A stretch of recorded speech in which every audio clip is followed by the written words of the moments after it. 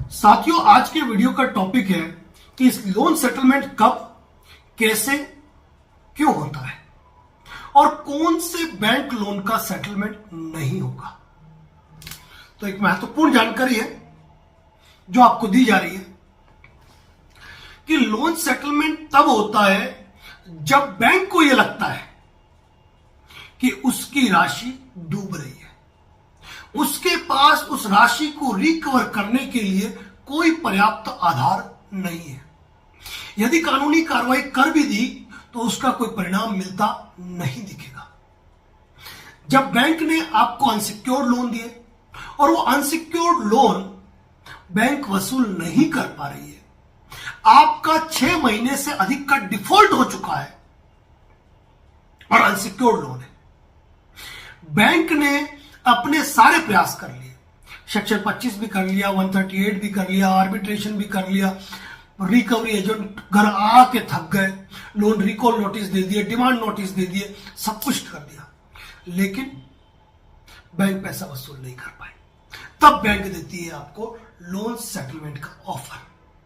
अब वो loan settlement यदि अनसिक्योर्ड लोन है तो 100 रुपए का सेटलमेंट 50 रुपए में भी हो सकता है, 25 रुपए में भी हो सकता है, 15 रुपए में भी हो सकता है। और लोन सेटलमेंट कौन करेगा, क्या फीस रहेगी हमारी? तो लोन सेटलमेंट में हमारी कोई फीस नहीं है। क्यों? क्योंकि हमारी कोई भूमिका ही तो नहीं है ना। लोन सेटलमेंट तो बैंक और आप खुद मिलकर करते हो। जब बैंक को लग गया पैसा डूब गया और आप सोच रहे हो कि जैसे तैसे में इससे पिंड छुड़ाओ, थोड़ा बहुत पैसा देके, चाहे सिविल की गलत शब्द आ रहा था, सिविल जो होगा देखा जाएगा।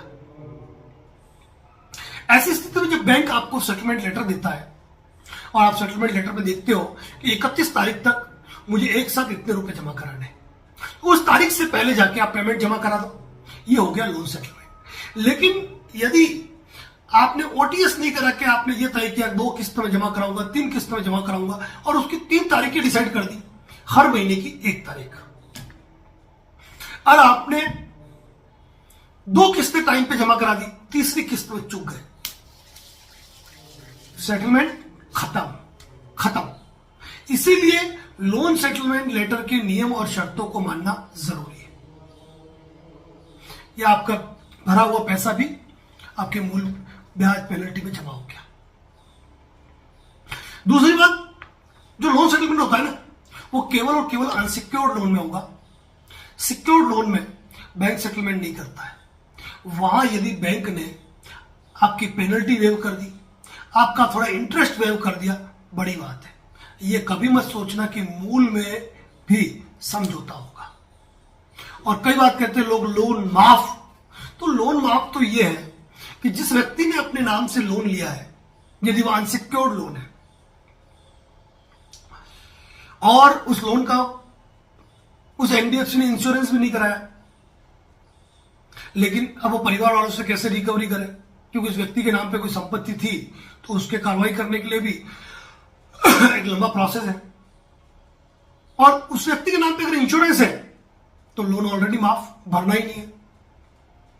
कई बार राज्य सरकारें भी, केंद्र सरकार भी किसान क्रेडिट कार्ड के संदर्भ में, किसानों के संदर्भ में लोन माफी का प्रस्ताव लाती है, वो उन चीजों पर निर्भर है।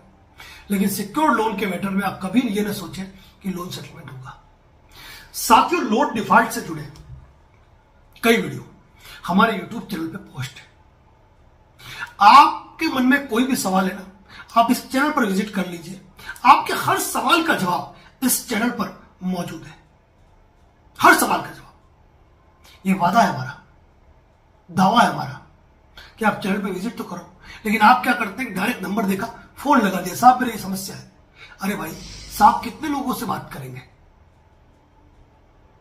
जब सारी चीजों की जानकारी YouTube चैनल पे साझा की हुई है तो आप वहां क्यों नहीं देखते हो? और फिर भी यदि बात करके आपको एक्सपर्ट एडवाइस देना चाहते हो तो आपको कॉल बुक करके बात करनी पड़ेगी। कॉल बुक करने के लिए आप जो नंबर दिख रहा है उस पर टेक्स्ट मैसेज कर देना, कॉल बुक होगी तो आपको फोन आएगा और आपसे लंबी वार्तालाप की जाएगी। और 1 बार नहीं, 2 बार, 3 बार, 4 बार, 5 बार आप कॉल कर सकते हैं, क्योंकि एक बार में कोई मामला नहीं निपटता है। साथियों, यदि आपका कोई साथी लोन के दलदल में फंसा है ना, तो उसको ये वीडियो जरूर शेयर कर देना, ताकि वो हैरान परेशान प्रताड़ित न हो और उसके जीवन में यदि उसने कोई गलत डिसीजन लिया है ना, तो कम से कम अपने जीवन के साथ वो खिलवाड़ नहीं करे। धन्यवाद साथियों। जय हिंद, जय भारत, जय मेवाड़।